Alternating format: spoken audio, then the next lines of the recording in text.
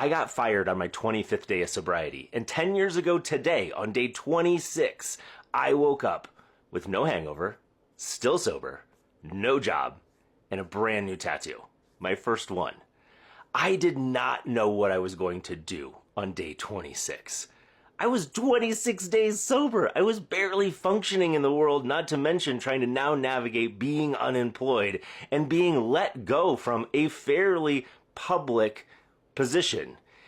See, like most industries, even in a big city, industries are small. And so everyone knows where you work. And the company I worked for, I had a very public position. And I didn't know how I was going to navigate that. I didn't know how I would find a new job. I didn't know if I could find a new job. Honestly, I had a bit of a reputation. You see, the last 2 years that I had been working for this company had coincided with this shift in my alcohol addiction. And that was to start drinking like I wanted to. See, every time my drinking shifted, something changed, but this change was a big change. This was the change where I started drinking all day, every day. All of a sudden, this new position allowed me freedom during the day. And it was incredibly social. So I just drank. I drank, and I drank, and I drank. And because it's a big company, it took them a long time to let me go. Honestly, it had been coming for a long time.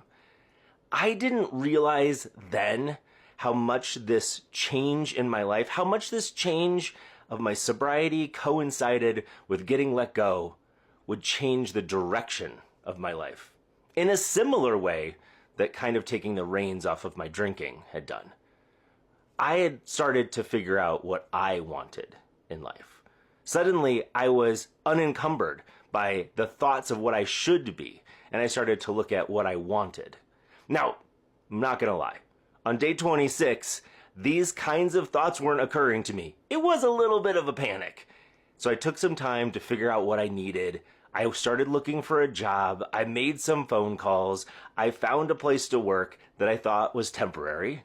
And then I spent 4 years there. I took this opportunity to shift a little bit. It changed everything. It led me to where I am today. And like most of us, when we track back our entire lives, we can see what looks like a straight line to today.